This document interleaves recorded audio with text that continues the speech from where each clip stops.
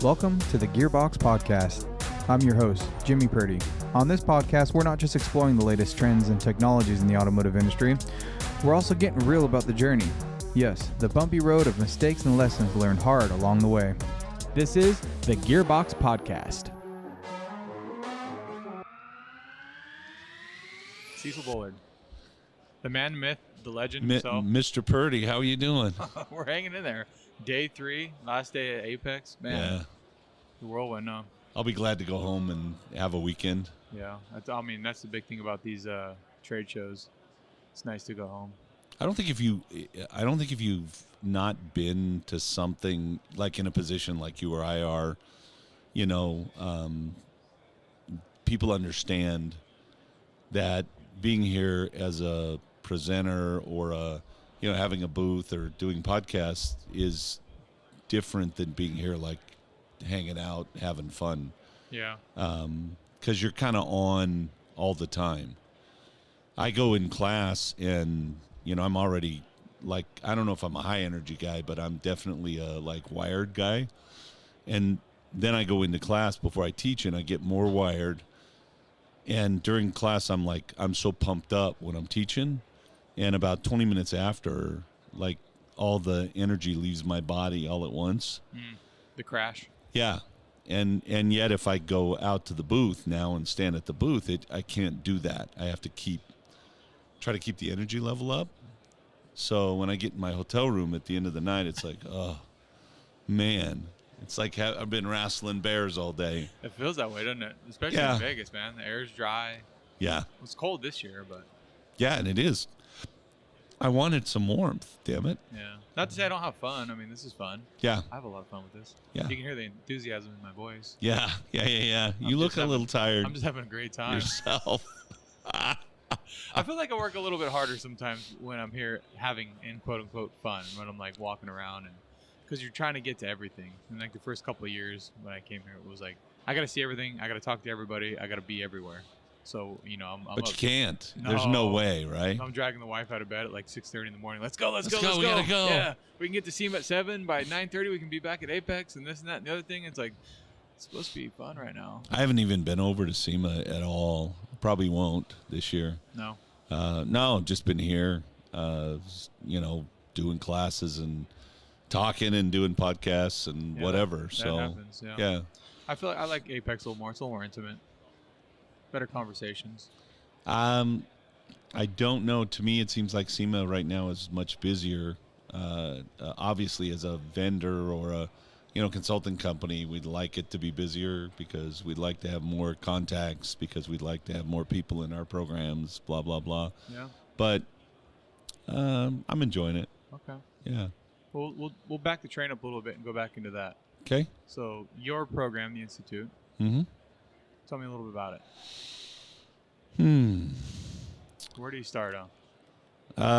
We have multiple programs. I started working for another company many, many, many years ago as a consultant when I first decided to do this. And they had a program that was, this is how we do it. And it was, in my opinion, it was limiting, and it wasn't as effective as I needed it to be. So when I started my company, I wanted to have more flexibility. So we did two things. We did groups, like 20s groups, coaching groups, and then we did one-on-one coaching. And it would depend on where you were at, who you were, what level your business was at, whether we would put you here or put you there. Over the years now, we have, I think, 7 different programs that we do. So we do one-on-one coaching, which is where probably about 60% of our clients start and come in, because that's kind of like, let's get you from wherever you are up to a certain level. And when you're at that level, then we'll consider whether you go into, say, a performance group, a 20s group, a high-performing group, and then our clients needed, like, how do we train our service advisors? So we have a advisor program that we do. We have a manager program now that we do. And then we have an M&A program, which is mergers and acquisitions, for the guys that want to have 25 shops or be part of something bigger. And there's a lot of opportunity right now in our industry in that area with consolidation and the average guy being 58, 59 years old running a shop. And so we do varying things, and what we've tried to do really is have kind of a varying program so we could say, okay, you're here, this is going to help you best right now, and then as you grow and learn, then we can move you over here because now this is going to help you better. You're going to be ready to move in the next direction. I don't know, 4 years ago, several of my really high-end clients, I mean the guys that really are the drivers, shakers, etc., joined together to create an M&A on their own with now a partner I brought in the company, and 5 of them sold, I think, 32 shops for about 10x. And they're busy building that. Well, I didn't have that in my company, so I wanted to help the guys that were going to grow multiple shops, etc. So we created that and brought that person in that helped them do that into our own company so we could have the M&A and the high-performing stuff also. You hate to lose clients, hate to lose anybody, Sure. Frankly. It's tough. It's hard. Yeah. So our mission is better business, better life, better industry. And the vision behind that is if we help you have a better business, then you and your family will have a better life. Also the people that work for you. So often we'll come into a shop. They're underperforming probably. They're not making the kind of money they should. We'll help them define things, change things.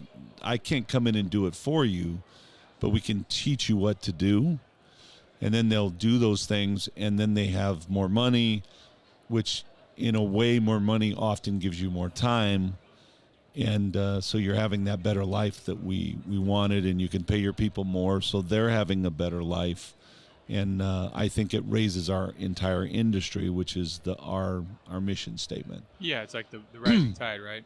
Yeah, and we need lifts all boats up, right? and we have a lot of room to grow in this industry. I wouldn't say we're a fledgling industry because we've been around for a long time. Our roots are blacksmiths, because when automobiles came on the scene, there were no shops, there were no roads, there weren't gas stations. Sure. And blacksmiths would fix the cars. And so we've come a long way from that. Long ways from that, yeah. But we have a long way to go because the technology keeps advancing. The government is changing the regulations. Back in the day when I started, taxes were a lot less. Workers' comp was almost nothing. These things that have come along now that cost us and drain our pockets, those things, we need to be prepared for those, and we need to be prepared for the future. Right. Yeah, I mean, just trying to match the rate of inflation is a big one, right? So obviously it's easy to come in and sit on here and just tell people to raise their rates and adjust their margins. And I feel like that's the entry level stuff. I think, and a lot of that stuff you can kind of find online. You have podcasts out. There's podcasts everywhere that just tell you where to get. What's your vision, or what is it that you're trying to attract to your company? Like, what business owner is it that you're actually targeting? We want. Oh man, it's tough because you're looking at the market, and so one of my partners wants us to work with only the top 1%. And ultimately, if we were all the top 1%, this would be a different industry, right? But in order to survive as a company, the top 1% is only 1%, small market, right? And if you believe the numbers, that's about 24,000 shops, which again, if I worked with all 24,000, okay, great, we're all fine, but you're never going to do that. I mean, and does the top 1% need your help? I think we have a lot to offer the top 1% because of, I don't know too many guys, if any, that really get it all. Even myself, I don't know everything, right? I know a lot. I've been working hard at it for a long time, but the industry changes, the public changes, the vehicles change. You know, we need to keep up with it. And by the way, we're way behind as an industry in what we charge, in how we see ourselves, how we market ourselves, all kinds of things. Sure. So who am I trying to attract? Really, we're probably looking right now at the top 40%. And so our marketing is focused around that. Our programs are kind of focused around that. I mean, we have a lot of stuff online that's just free. And so if you're in the bottom 40%, go take a free class and learn about your labor rate and how you should be charging, or learn about gross profit margin or gross profit dollars per hour, or, productivity, things that you may not have thought of. So years ago, 1,000 years ago, my dad and I'm young, right? At the time, a lot of hair, definitely darker, a lot skinnier. My dad and I go to our very first event. It's an ASCCA event. They used to have 2 events in California. It's about an hour and a half away from where we work, and they're having this event, and it's an Apex, but not as big, right? Okay. And so we go to look at equipment and that kind of stuff. But there's a guy there named Jim. What was Jim's last name? Oh, it just kills me. Just getting old drives me nuts. I couldn't tell you. No, you wouldn't. You're way too young. But so we sit in this guy's class, and he's up there telling us about all this stuff that we don't know. And we're done, right? We get done, a 4-hour class, whatever it is. And Dad and I we're at the Disneyland Hotel, and we're at the bar. Dad's having a beer. I don't drink. And we're eating nachos together, and we're talking about what we just heard. And Dad and I are like, that guy was an asshole. No, seriously, right? I don't think I liked him. He was a little pushy. He knew it all, blah, blah, blah. He was that guy. They call it direct. Yeah, right? Direct, which, by the way, I'm that guy, right? But my dad and I are like, well, he told us we could raise our labor rate. We never thought about it, really. We never thought, if you're doing, I don't know, at the time we were probably doing 300 hours a month. And if you raise your labor rate $5, that's $1,500 that you have that you don't have now. And so we were like, he gave us permission to do some things that we weren't sure we could do, or we weren't confident to do, or whatever. Sure. So we're talking about it. And yeah, but he was an asshole. I mean, seriously, we were both like, but he told us we could charge shop supplies. We'd never thought about that. If we do shop supplies at the time, I think it was like 2% or 3%, up to, I don't know, probably like $9 or something. Wow, we could make another $1,000. And we weren't starving to death, but we weren't eating steak every night, right? You were going to the seminar for a reason. Yeah, right. So we went home and we made 3 or 4 changes. And at the end of the month, we had another $3 or $4 grand, which back then was like, holy smokes, this is amazing. And by the way, the whole way home, we're like, he told us we could do this, and he told us we should do this, and et cetera. And I think in a way, I don't know that I knew any of that. I was pretty young, but part of it was I didn't know that I could, right? I never thought about it that way. And all the way home, Dad and I both, but he was kind of an asshole, right? So then we go home, and the next month I got another $3 grand sitting in the bank. And by the way, there was ever $3 grand sitting in the bank.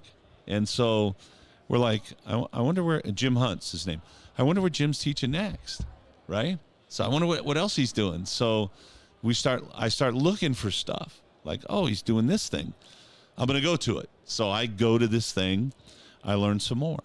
I come home. I make some more changes and adjustments. My business gets better. Not perfect, but better. And there's $5,000 extra a month. Yeah. And so now I've got, after 6 months or so, I've got $25,000 set aside. And I'm looking at one of those scanners, at the time, this new giant sun thing that had all the leads, and it took you 25 minutes to hook up to the car. Yeah. The one that would smoke out of the top. Yeah. Right?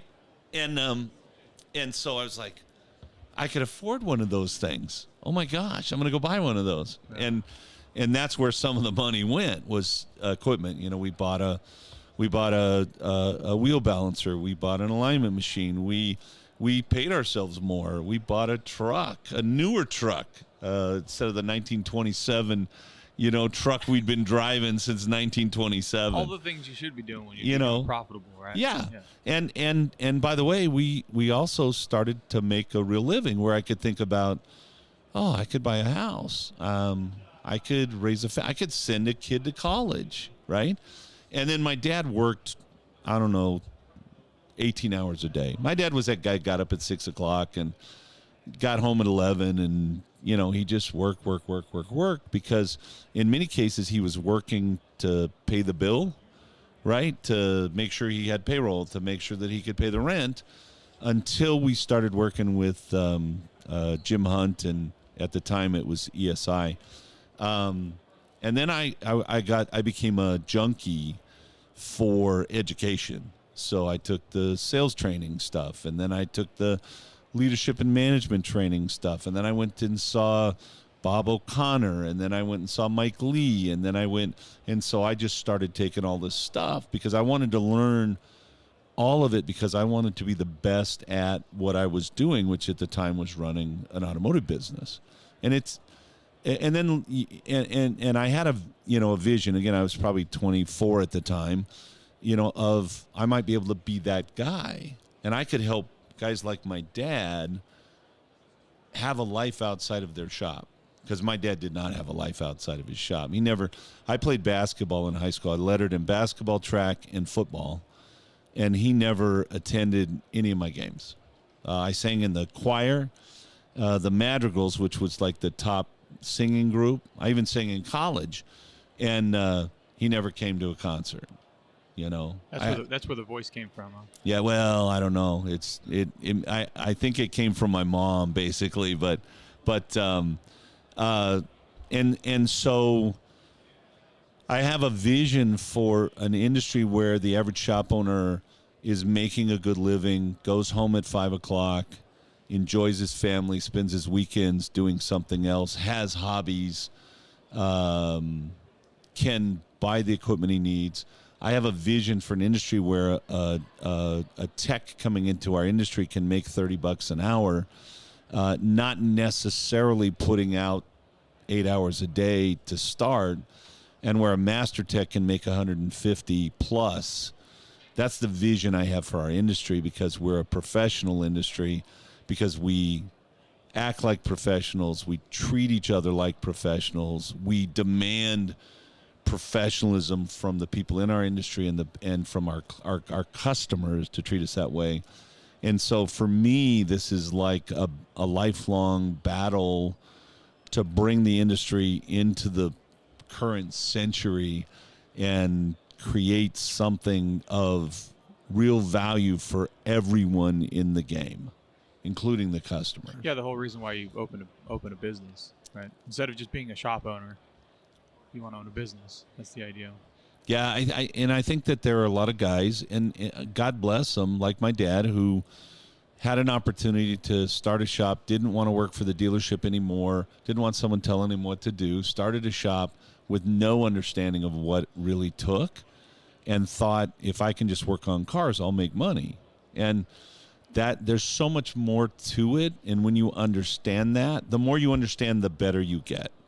The better your results get. You can look at yourself as an example of that. I don't know when you came in, when you first got your shop, But over the years, you've learned certain things, you've changed things, you've raised your labor rate. I know that for sure because I beat you over the head about that at one point. Sure. You looked at our productivity's not enough. How do we fix that, etc. And now you have a better business that runs better. It provides more. Customers are most likely happier. If they weren't, they wouldn't stay with you, and you'd obviously fall apart. But so my vision for my business is to attract the best people into my business as coaches, consultants, etc., to attract the best partners, marketing, phone systems, whatever it is that I don't provide, point of sale, data, etc., and to use all of that to help as many shops as possible become as excellent as they can be, and that hopefully will raise our industry so that there'll be fewer kids whose parents don't attend their games and support them in a way that they should be supported as kids and give them the opportunities they should have.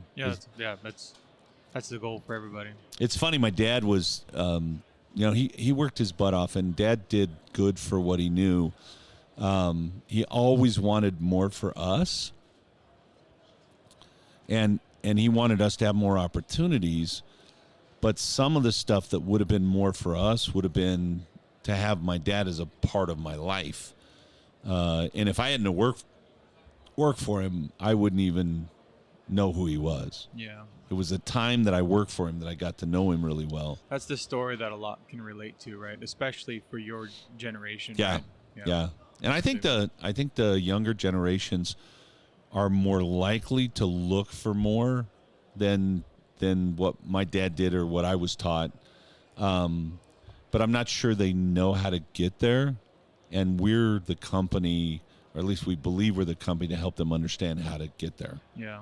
Right? So one of the motives I had for having you come on today is because we were a client, right? Mm-hmm. So I obviously wanted to dig into that a little bit. Okay. And get real uncomfortable in here. Okay. I'm good. No worries.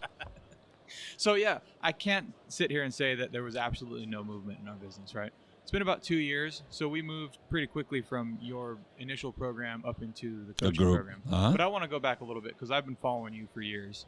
And in fact, about 4 years ago, I remember coming to one of your classes here at Apex, and it's a little surreal to actually be sitting across the table from you now, having you on my podcast. It's just I'm just a normal guy. Well, always have been. And I'm saying this because you come to these events, you meet some of these trainers, you see them online, right?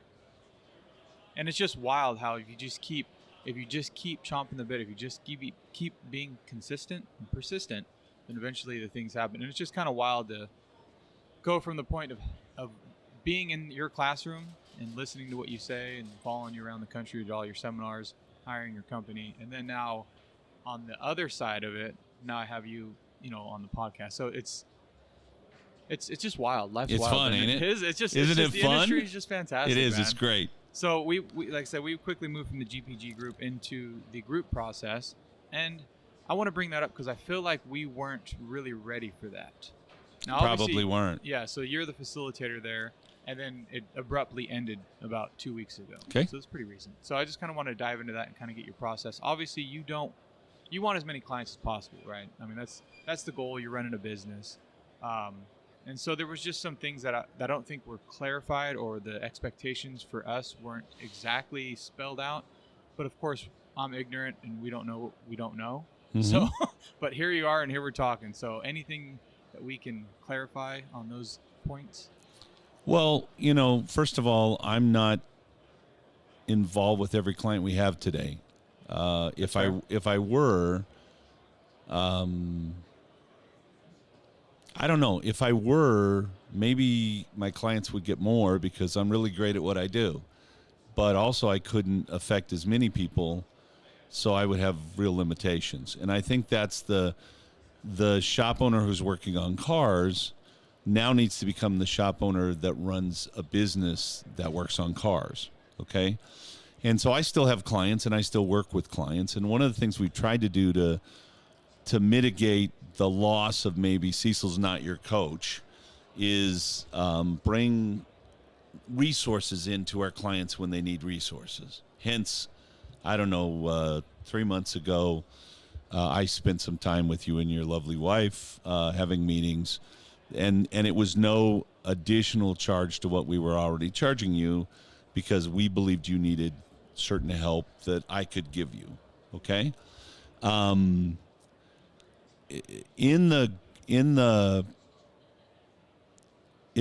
We bought a company called RLO Training about 3 years ago, 3 years ago. And I don't know if you guys came in through that or if you came in after that. It was targeted towards the Institute. Okay. And maybe my expectations was that of having Cecil be the coach. Also, I have to trust that your team is going to do the right job. Just as if someone came into my shop, and I'm not going to work on their car, right? I do a radio show, I do the podcast. People want to come in, they want to talk to me. Where's Jimmy at? I want him to rebuild my transmission. Yeah. I want him. Well, he's not going to be able to do every transmission, right? Just like you said, I want to affect. And so there's a thing that I teach. You have to understand if you're going to have, like when I was working on cars, I was the best guy working on cars. Sure. Right. When I'm coaching, I'm the best guy coaching. I know more about this industry than anybody else, in my opinion, and I have a high opinion of myself. I'm pretty sure some people would. It's called an ego. Right. But you have to understand a minimum level of, I call it a minimum level of incompetence. So if you're not going to be the guy working on the car, because I'm always going to fix your car right? Because I know more than blah, blah, blah. And I've heard this from owners all the time, and they get in the way of their people, and they don't let their people make mistakes, and so their people don't grow. And then they wonder why they can't grow their business, because they have to have their hands in every single pie. So you create a minimum level of incompetence, right? And also you have a training system, if you're correct, that trains your coaches up in this instance, all right? And so we have now, I think I have 10 or 11 coaches that are facilitators and or coaches that work with our clients.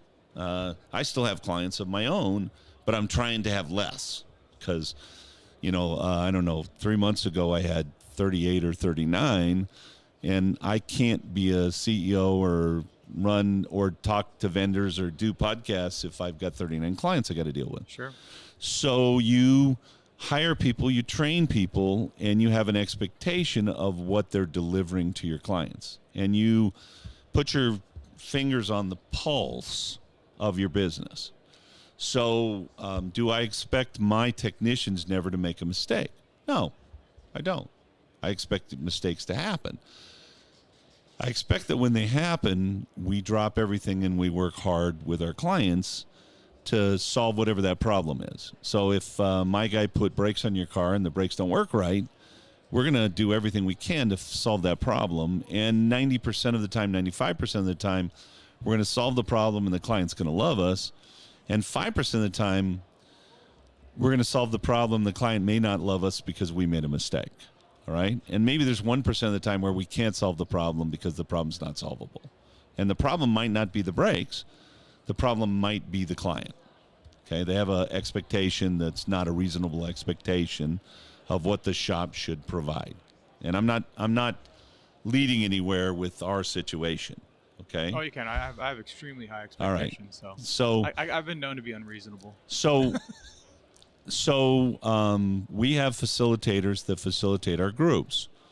And we have had ups and downs, mainly because the people that came through RLO had a different expectation, and in my opinion, felt like the Institute was the devil because we bought RLO and brought them in, and so Cecil's the devil and didn't necessarily give us a fair chance. And that's a great correlation to a lot of shops, that takeover shops, right, that has an $85 an hour labor rate, and now all of a sudden the big bag owner's coming in, it's $150 an hour.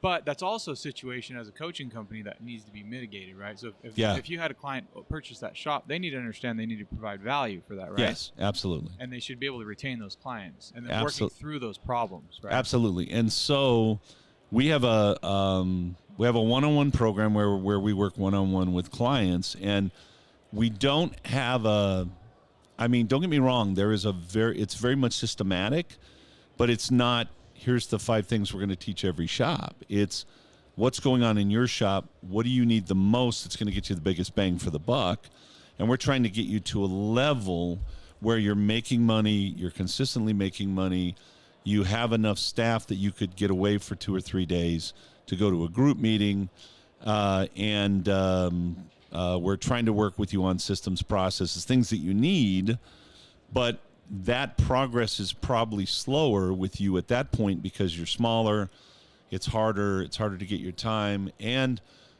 it's very difficult from the coaching side to convince somebody to do what you need them to do. Okay? Oh, I can appreciate that. 100%. And you're constantly doing that. Yeah. All right, now, so you go on from there, you get to a certain level, and we're saying, okay, we believe you're ready for a group, and we're going to put you into a group. And group expectations, really hard to manage all of that, frankly, from our end. The group process is the group is supposed to be there to support you. As the coach or the facilitator, you would like everybody to do what you tell them to do, right? So I had a guy, I ran the smart groups for Worldpac for, 21 years or so. And had a guy in there that had been in for 10, 12 years in one of our groups who wouldn't put a parts matrix in place. And he was broke all the time, always complaining about money, right? And a really nice guy. And he would come to group meetings, and when it came time for us to talk about him, we're like, your parts margin sucks. Put a matrix in. Well, I'm not going to do that. Okay. What do you do at that point? Do you fire him and get rid of him because you can help him in other areas? Do you, beat him up? Do you publicly shame him? Do you shoot him in the head? What do you do? So is this in the group process? Yes. So obviously I would expect that you would have the other clients hold that certain shop to a certain extent. And how do they do that? Okay. If you don't want to do something, I don't care if you've got 20 people in a group telling you to do it or one coach telling you to do it. If you don't want to do it, you're not going to do it. And I don't have any power over you. None. Okay. So you and I had a conversation about working on RVs. Correct. All right. Yeah. And what was my advice? Don't do it. Okay. And you aren't at this point, to my understanding. No, definitely not. But if you decided to go ahead and work on RVs, what control or what power do I have over you as your coach? To not work on RVs because it's a bad decision. Yeah. In your opinion, it would be a bad But decision. if I tell you that and I try to help you understand that and I show you all that and you still decide to work on RVs, then how do I hold you accountable to that as your coach? Conversations. I would feel like it would depend whether you had one-on-one coaching or So if you were in a group process. The group cannot hold you accountable to things you don't want to be held accountable to. Well, we could debate on that, right? Sure. I could kick you out of the group. Correct. Okay. Yeah. So basically, that's the only real control. Yeah. I guess I could get your permission to fine you if you don't do what the group tells you to do. But here's the other thing. Well, I want to back up on that too because it feels like we're getting to the nitty gritty here, and that's you have to be accountable for yourself. Correct. And everybody grows and learns at a different rate. Oh yeah. Nobody. Biggest complaint I have. If you look at any data analysis, any data, it's all a bell curve. All right. Oh yeah. And so you throw the data on the bell curve. And if you look at the bell curve, there's always the top, 5%, 3%. You're supposed to throw that data out. There's the bottom 5%, 3%. You're supposed to throw that data out. And you're really judging on that middle 80% or so, right? If you're in the top 5 or 10%, if you're one of the guys that is intolerant of other people's failures, okay, and you think they should be better than they are, you're going to be frustrated in a group. I'll agree with that. Okay? I can agree with that. And yet, nobody listens to everything Cecil says. If every one of my clients would just do what the hell I told them to do, They would have much more money in their bank. They'd have a much better shop, blah, blah, blah. Now, by the way, I said that way on purpose. It's not what I really believe, okay? But I cannot tell you how many times someone has come up to me and said, Cecil, I finally did blah, blah, blah, and I should have listened to you when you told me, okay? I'm not always right. I'm not the guy that knows absolutely everything, but usually when I give advice, it's good advice. It's based on experience. It's based on knowledge. It's based on banging my head against the wall, making mistakes, etc. Mm-hmm. But if I hold everybody to a Cecil standard, I have no employees. I have no clients because nobody can be held to Cecil's standard Cecil holds for himself. Now, if you were looking for the top 1% or 2%, wouldn't you want them to be held to a Cecil standard? So we have a high-performing group that we move people into when they are getting in that place, okay? And, frankly, there are people that think they should be in a high-performing group who don't belong in a high-performing group. Oh, I can see that, yeah. Okay? And so how come I can't be in that group? Well, you haven't achieved X, Y, and Z. You're not there yet, okay? And there are some people probably in the high-performing group that don't belong there. They're not ready yet. And you put them there because you think either they're almost ready or that you think they can learn what they need to really quickly. But I could be wrong. Or Jennifer could be wrong. Or Aaron could be wrong. Or Fred could be wrong, right? Mm-hmm. We hope. My father wanted him to have a life outside his shop. Wanted him to enjoy other things besides I'm at work and I'm miserable because all I do is work. So I bought him golf clubs. I took him out to play golf. I got him a golf instructor, etc. He hated it. And what I learned from that is you can't want more for people than they want for themselves. I can see that. One of our coaches, who I respect a lot, a friend of mine in this industry, has this saying, why do I want it more for them than they want it for themselves? Okay, that's he says it all the time. I want every one of my shops to be stellar. I want every one of my shops to put up 20% to the bottom line. I want every one of my shops to be home at 5 o'clock with their kids. I want them to have weekends off. I want them to be able to go buy a truck if they want to buy a truck. I want them to be able to send their kids to a good college, all of that. But if they don't want it, I have no control over what they actually do in their business. And if you're going to put a group of people together, you're going to have some people that are frustrated with what the other people are or not doing, and the other people can't hold them accountable. Now, do you think it'd be valuable to have this exact conversation before you let a client out of the program? I believed I had that conversation. Okay. But not with you.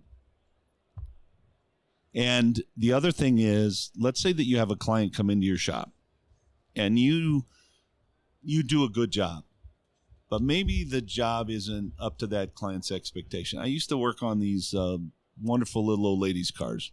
Now they're my age.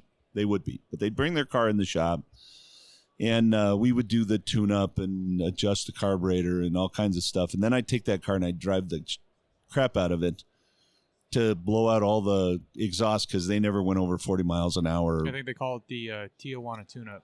So I would do that. We'd put plugs, wires, points, condensers, whatever, and I'd send them home with a car that ran like a champ.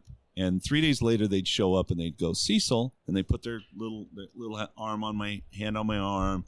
They go, it's just not right. And I'd say, hang on just a minute. I know exactly what I got to do. And I'd go out and I'd open their hood and I would put my hands on their car for 2 or 3 minutes. And then I'd shut the hood and I'd go in the office and I'd go, I made an adjustment. I know it's going to be perfect for you. And they would leave. And then inevitably I would get a call 20 minutes later. Oh my God, Cecil, the car's never run better. Okay. So what was their expectation? What can I deliver? Am I always clear about what I can deliver? Maybe not. But we do have, 280 clients or so. And we have very few complaints from those clients. And probably the biggest complaints we get from clients is, well, so-and-so's not blah, blah, blah. The other guy. Yeah. Focus on your own first before you focus on the other guy. Now, on that topic, in a group process, isn't that the feedback that you would find valuable? If everyone's trying to hold each other accountable to a standard, wouldn't you want to know if someone was not when you are in a group process, the group is trying to hold you accountable because the group's coming into your shop, looking at your shop, or you're going to someone else's shop, and you should be learning things. And problems that shop owner has may be problems that you also have. Sure. Now, whether or not that shop owner decides to act on those, I have a real frustration about wasting my time with people because they don't always listen to what I have to say. You and me both. Right? Maybe a lot of other listening right now, and maybe some of them are relating to that as being the ones that are frustrating others. and so you, again, if I have a Cecil expectation for everybody, then I'm miserable all the time, and that doesn't change what they do. Yeah. All right? Now, I try to be inspirational. I try to be educational. I try to use knowledge, logic, experience, numbers to prove that you should do X, Y, Z. But let's go back to my guy who wouldn't put a parts matrix in. Mm-hmm. And I would have other group members go, I don't understand this guy. He won't put a parts matrix in. Never once did I have somebody say, let's kick him out of the group. Never once. They all said, we love him. And he's doing some other things in his business that are good for him. And he's making some progress. He's not making ultimate progress because he's not doing ultimately what needs to be. And about, I don't know, 5, 6, 7 years in, probably 7, maybe even 8, one day he comes in and his parts margins are good. And he made an extra like $6,000. And you're like, Warren, what happened? He said, I put a parts matrix in place. And you're like, holy crap. And you know what he says? I wish I'd have done it sooner, Cecil. Right? And by the way, the same thing they all say when they finally. And by the way, he was still a member of the group who was at a different level than some of the other group members. Sure. Now, by the way, if we had people in there that were disruptive, if we had people in the group that were harming other people or giving people really horrible advice, first of all, I would hope that the facilitator that's in the meeting is saying, no, wait a minute, that's not necessarily true, blah, blah, blah, blah, blah, because that's how I would do it. But I'm also not sitting in that. And get a personal meeting about why we shouldn't open an RV business. Right. Okay. So I got a call, said, these guys are going to do something stupid maybe. Cecil, they need to talk to you. So I'm like, hey, we need to meet. And then we had 3 meetings, which I don't mind. I love it. I love that probably more than any other part of my job. But if the reason that you're unhappy is that you haven't gained everything that you think you can gain, it's not necessarily because we haven't given you everything that we think you can take. Okay? And if the other guys are the reason you're unhappy because you're going there and you've held them on a pedestal, but they don't belong on that pedestal, I'm going to tell you grow up. Because nobody's on a pedestal. Right. Okay. When I worked with my dad, I got very disappointed and very unhappy because my dad was not the man that I thought he was. I held him on a pedestal. When I took him off the pedestal and I created him as a human being, I had a great relationship with him for many, many, many years. I don't hold people on a pedestal. They're not perfect. Yeah. Group members are only going to grow as fast as they can grow. The qualifications for a group member are, if I remember right, you have to have a certain amount of revenue because you have to be able to afford certain things. We don't want to charge you when you can't afford it. You need to have a service advisor. I'm a little iffy on that because I brought people in with no service advisors who actually closed their shop for 2 days, came to group meetings, and made exceptional progress. Seiko would be one of those. Mm-hmm. When Seiko came in, it was just him. Now he has a killer business. And by the way, he's been in a group for 10, 12 years. Yeah. And he's not perfect. And he knows he's not perfect. And occasionally I get a message from him, hey, Cecil, hey, what about this? Or what about that? Or should I rent another space? Should I grow the business? What should I do? And I'm the first guy to go, well, here's how I would do it. And probably the good news about him is about 90% of the time he's going to do what I tell him to do. Yeah. And he's had great success because of that. And I'm happy to have more conversation off the mic with you for a few minutes when we're done here. Sure. But you also have to look at the success overall of the program, and our program has almost 300 people in it, and I don't get a lot of complaints. And I'll back up a little bit, and I'm not coming here to hold your feet to the fire and say that there was absolutely no progress made. And maybe it was a little bit of the pedestal thing going on. Maybe it was just thrown in a little quickly. Obviously, going from the one-on-one coaching into a group process in less than 10 months, we were obviously doing everything that the Institute wanted us to do, right? We went from $600,000 to on track now to do 1.3, and we're gone for a week at Apex, not to mention the other group and you meetings spent some time up in Alaska too, right? We did all the group meetings. It was something like $30,000 we spent in traveling to go to the group. I mean, so, and I'm not saying that as a negative thing. I'm saying that we're making the money to still be profitable, that you can afford it, that we can afford it, and we can still pay the guys. We have two. But you also would have liked to have other people take it more seriously. Correct. If they're going to be ones who might be giving you advice. Correct. We were. I mean, we're we're chomping at the bit, right? Yeah. Leanne and I, and she's my wife. But you also but have she chomps at the bit, right? Yeah. But you and what I would tell you to Leanne, and Leanne is like, I probably have met, I don't know, 5% of the people I meet are like Leanne. The biggest frustration that some of our group members have is like Leanne, is like, these guys aren't moving fast enough. Yeah.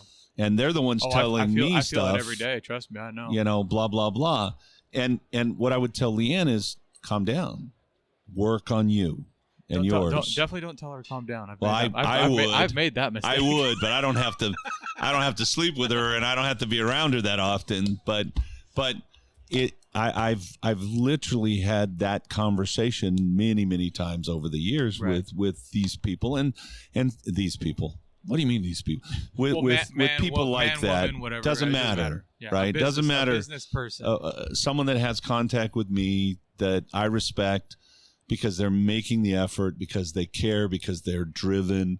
I love those people. Yeah. By the way, that's me. But one of the things I had to learn was that if I hold everybody to a Cecil standard, then I'm miserable and alone, and I can't do that. Even my own children, I can't hold to my standard. And Kent, who is a part of my business, is amazing. He's one of the most amazing people I know, but I can't hold him to my standard. He's better in different ways than I am in certain ways. He's better than me in a lot of ways. Okay. And that's what you want for people. And then there's another piece of this that I don't know that you understand. I have people coming to me who want, they want to be the best and they want to be driven, but they have no patience. And I could tell you 10 names, and they go in and do something that puts them at risk. And then they're like, and I told them clearly not to. I said, don't do that. You're not ready for that, blah, blah, blah. And they still go do it. And some of them are successful at that point, but most of them, it hurts them and they struggle because of it. Yeah. And you'd like to just choke them. You know? I mean, holy shit. Do you think... Well, it's like your kid. If your kid went out and, you told him not to go drink and drive, you told him not to take the car out, and he does it anyway. So if you go... the same emotional contact, right? I don't know what we promised you, right? I don't, because I wasn't the one that had all that conversation. What we should have promised you was, we're going to work hard to help you. We're going to get you the resources you need. We're going to, if we make a mistake, we're going to fix it. You should see more profit in your business. You should have more time for yourself, et cetera, et cetera, et cetera. I don't think we promised you that it wouldn't be hard. I don't think we promised you that the other group members would all be perfect and get it all done. I didn't even think we promised you that some of the advice you might get from group members, you need to maybe shift it out a little bit. What drives me nuts. So I have a marketing company that I work with, and I know the person who runs it. We have a couple, and I like them both companies that we work with. I like both of them. Okay. And I know them on a personal level. And I have one of the marketing companies I work with, and they were in one of the groups, and they were doing really well. The statistical data, the numbers are showing how well they're doing. They're growing they're making the phone ring. These guys' businesses are growing fairly dramatically, blah, blah, blah. And in comes another marketing guy who is not trustworthy, who's doing things that Google doesn't like, and actually got 3 shops shut out of Google for more than a month because of what he was doing. But this guy comes in and flaps his mouth in the group about how great this other guy is and how well he's going to add more cars to your business, blah, blah, blah. And so some of the group members go over there against my recommendation. Okay. And it pisses me off that happened, because some of them are still happy with this guy because they haven't had their shop shut down. But some of them have had their shop shut down by Google. And I can go in and go, don't do that. Don't go to this guy. I don't have this guy come to our events. I don't support this guy. I haven't published an article that said this guy's a crook and a thief, because I choose not to do that when I believe someone's a crook and a thief. But I don't support them. But I have a group member who got some result that he thought was great. By the way, it isn't. It wasn't better than what was being done. But whatever his perception of it is, that it's better. And it hasn't helped him in the next 3 years. But I can't put a muzzle on that group member completely, because they might come in and say, hey, this guy works for me and it works great. Sure. And I know exactly what you're talking about, right? And we won't drop names. Names. Nothing, right? We can't. We shouldn't. Yeah. Okay. So we'll keep it amicable now. But I think just this conversation you're having now would be setting an expectation for everybody, right? So in the same group process, there's also other businesses that are recommended that really fell short for us personally. Maybe others had really good success with it, right? But there's other businesses that were recommended, and they really, really, we lost thousands of dollars and got no results out of it. That is nothing on the Institute, right? That's a recommendation, right? We vet anyone we would recommend. They have to have worked with our clients. They have to be successful working with our clients. We have to believe that they're doing the right thing, that they're honest, that they're trustworthy, that they're, that they have morals and ethics, standards and ethics, etc. Yeah, right. Or we wouldn't put them. But frankly, I can't guarantee anybody. No, absolutely not at all. No, that's not the direction I was going. Right. It's just then you also have other members that have success with other ones, and you just assume because they've been in the process longer than you, then they know the rules, right? And so as a fellow group member, you just take that as, oh, well, they must be in the same recommendation, right? So I guess what I'm saying is it's difficult, and this is great because it sets expectations for anyone listening and decides to go with any coaching company or with the Institute. Yeah. What they should expect and what they need to be aware of, because this is a huge learning experience for the both of us, and there's no hard feelings here, right? We're friends. A conversation for an hour, we're right? friends, no problem. It's a business decision. It was a decision that we were probably going to come to anyway, because I think it was time for us to try to find something else. Yeah, we weren't really getting the results anymore, right? And you have to make that as a business decision very quickly. Which makes me really sad, because I see it a little differently. Always. There's two sides of the story, and that's why we're talking. Yeah. I can't. My reality is not yours, and yours isn't mine. I know what we do as the Institute. Mm-hmm. I know that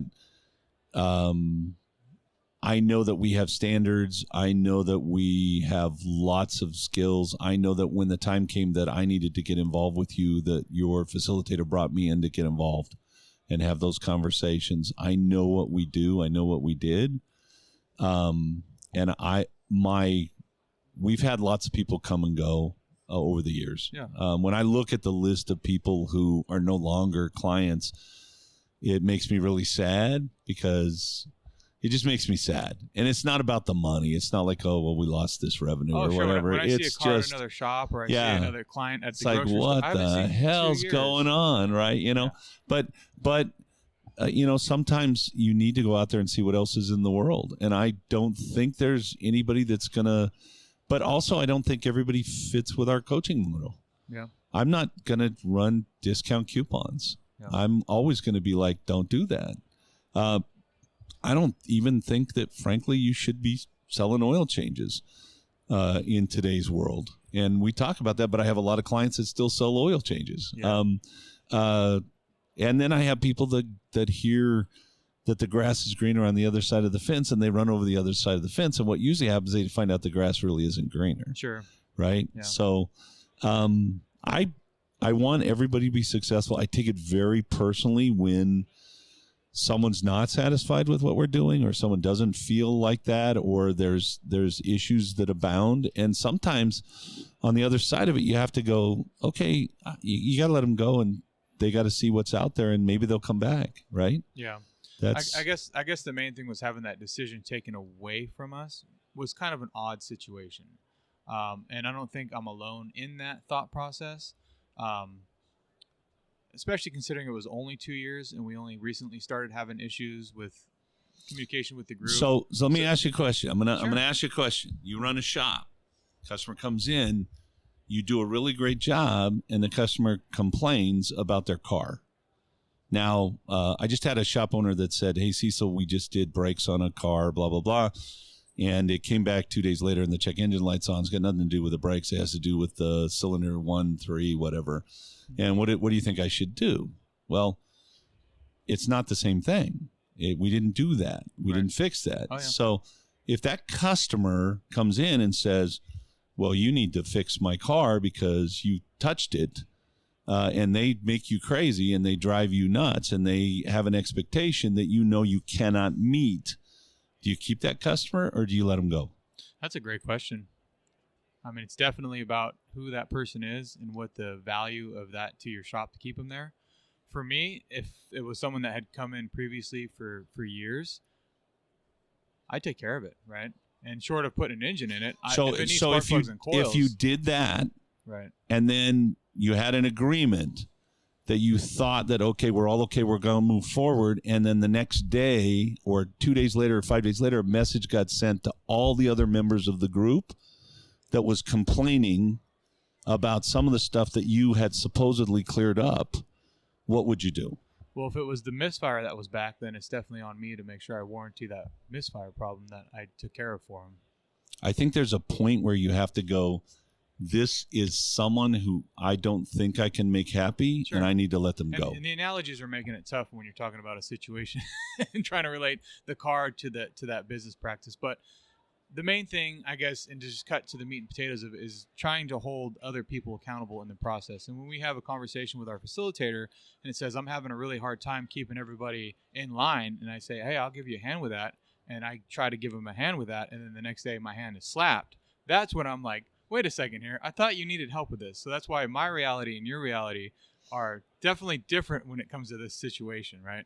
Well, I had conversations with the facilitator, Yeah. multiple conversations. I trust the facilitator, Oh, as you obviously, should. or As they you should. wouldn't be. Right. When I have And I'm not saying I'm right, right? I could Right. be 100% wrong in this situation. I'm Right. this is my reality. and when I have people that work for me, the first thing I have to do is create standards and make sure I hire good people, etc. Mhm. The facilitator that you're talking about, probably biggest problem they have is they care too much. Okay? Probably the biggest problem. Okay? And I know the results because I've worked with this person for a long time. I know them as well. I mean, they're Okay? Yeah. And I know the Successful, results of yeah. our groups and the results of our programs and our products for people, which are fantastic. We beat industry standards by miles. Our average repairers are higher than any other coaching company. Our margins are higher than other coaching companies, blah, blah, blah, blah, blah. And by the way, probably if you talk to 5 different guys that own coaching companies, they're going to tell you the same thing, but it's not true. All right? And I know that. And so when my facilitator comes and says, here we are again, like just a week after we had the conversation, here's what I think I should do. What should I do? And I don't want to lose a client. I certainly don't want to lose a high profile client that might pull me in a podcast and have a conversation about it. But on the other hand, I'm gonna. but on the other hand, I can't have someone disruptive for the other members of the group. Sure. So I make a decision based on what I think is best for the majority of the people that I have. Yeah. And I have to support my people that work for me because I trust them. Yeah. Because I've trained them and they know how to come to me, and they come to me when they have an issue, et cetera, et cetera. And so a decision was made. I personally hate it. It's personal to me. Anytime we either don't have success with somebody, or anytime somebody doesn't like us, or somebody complains, or we lose a client, I can't even figure it out. I have clients that literally for years and years and years told everybody how I saved their marriage and I saved their business, and they went from a little 3-base shop to a big giant shop. Now they're on their second shop. And then they all of a sudden one day just left and went to another coaching company. And when I had other clients that they were in my groups, and I was working with them, and I told them, quit smoking, and you want to be around for your kids, and et cetera, et cetera, et cetera. And I even flew them on my dime to classes that I didn't charge them for because they needed the help, 3 times. And all of a sudden they go to one event, they get in front of one tent show preacher, and they leave. They call me up crying and say, I'm sorry, but I'm going to leave because I think this guy. And I said, I just have to ask you, why? Why? Because I need to know. Is it something I could have done differently or better or whatever? And what they said is, well, he really cares about us. You're kidding me, right? Have I not demonstrated that in what I've done, and in my actions, in my everything I've done for you? Have I not told you quit smoking? You're going to kill yourself. Have I not told you, how to be home more? Have I not made you money in your shop? Have I not, when you were hurting, actually took money out of my pocket to help you get the education you needed to be better? Have I not done all of that? Now, I didn't have that conversation with them. I said, I understand, and let them go. But man, when I lay awake at night, it's that stuff that gets to me. Yeah, and I think having the podcast, having this platform, gives me the opportunity to actually have this conversation, because there might be a lot of other clients of yours or other coaching companies that might be put in that position, and they're never given this or afforded this opportunity, right? So this is important for me to make sure that we air it out, right? I mean, because it helps a lot of others. And I'd love to have you guys back, frankly. Yeah. On the other hand, maybe it's time for you to go look and see what's out there, and you might appreciate what you had. Yeah, I can appreciate that. Right? And so the last thing I wanted to ask you about that situation was, one of the things that led up to it was, part of the process was having your one-on-one coaching meetings, and one was having composite partner meetings, right? Mm-hmm. That's part of the is that not part of the group process? It should be, yes. So we're paying for a product, and that product is obviously to be with the Institute, but it's Mm-hmm. also to have those composite partner meetings. Yes. Are those standard to be 1 month, 2 a month, 3 a month? So we would say that once a month you should have a composite partner meeting with your composite partners. So Yes. if we are consistently, if we looked back at our data, we had about 5 composite partner meetings throughout the entire year. So is that held to the institutes to make sure that you fix that, or do we hold it accountable to the group members for them missing our meetings? I think it ought to be both. Okay, frankly, and I will also tell you that, we have people in the Institute who would like to, if someone misses any meeting, they'd like to get rid of them. Like, you don't attend your meetings, you're out. Right. Cecil, on the other hand, I'm the guy who says, okay, well, their sister was sick, or man, their mom is dealing with cancer, or whatever, and I'm more likely to be the guy that says, okay, what should have happened and did not happen, frankly, and it's what I thought was going to happen, was let's put you in a different group, a composite that's going to have their meetings. That's not what happened, I guess. And the email and the letter went out, and that's what led to, okay, if you guys had come to me, if you should have went to your facilitator, and said, hey, I don't want to be in this group because they're not meeting, then that should have been handled either by the facilitator or by myself. Oh, and that was the conversation. That was the first conversation we had, which led to the second one. And also, it wasn't one of those things that I wanted to raise the alarm and go straight to Dad, right? Right. So, and I just want to see if you agree with my thought process on this, because this is a good learning experience for me. You have a lot more experience than I do. So my decision, after seeing as many composite partner meetings that we had fallen through the cracks, we get There's too many. Well, we get our schedule prepared, right? Like if you came here for the podcast and I was like, hey, you know what? I decided to drink last night and I'm sleeping in a little bit. Like, you're not going to be happy because you cleared an hour of your schedule. Oh, I would be upset. Right. And so after that happens for so many times, I said, okay, well, the rest of the year, let's go ahead and just cancel them all because holidays are coming up. I can't set aside time in my mornings if you guys aren't going to show up. So just to clear the air as far as that was my decision to drop out of which seemed to be the drop out of the composite partner meeting. So that's my side of the story and my thought process. Well, I'm not sure I got that part of that. Okay. I mean, obviously it doesn't, again, I can't hold you accountable. I can say, I totally if you're not going to make composite partner meetings or if you're not going to make the meetings, then there's no value in this for you, so you shouldn't be here. Yeah. Right? And if it's your fault, that's one thing. If it's someone else's fault, that's another thing that the Institute should be dealing with. Yeah. Okay? And so maybe we didn't handle that perfectly, and maybe we need to handle that better moving forward. And that's why I think it's important that I aired this out to you so that you know my side of the story and understand it. I mean, like I said, we all make mistakes. Yeah. And my guys show up a minute, 5 minutes, 10 minutes late every once in a while. I'm not going to you guys got a family. Do you know what makes me really crazy? So a lot probably. But oh yeah, all kinds of things, man, dude. You don't even know the half of it. But so I'm Cecil Bullard. I'm one of the top guys in our industry. I've worked very hard to be that guy. And I'll have a meeting with somebody and they'll show up 20 minutes late or 30 minutes late to a meeting. They don't even have the courtesy of, hey, I'm going to be late or I got to miss this one before the meeting. I'm online waiting for them, and it makes me insane. It makes me just absolute nuts. And it's not I would like to say that I would hope that people respect me enough that they would be like, oh, I'm going to do something with Cecil. I know how valuable his time is. Man, I'm gonna make it to that meeting, or if something did come up, they would like text me or let me know. Yeah. It just makes me like a lot of things make me crazy, but that's one of them. The day of is what really irks me. If you let me know the day before, I'm fine. But that was one of the things. It was like the morning of. Yeah, the half hour before. I'm not gonna make the meeting. Like, oh, cool, because I'm not just. But like my understanding though was you had more than one person in your composite, so you could have had a meeting, but not with everybody. They both would cancel. Okay. That's what was really irking me.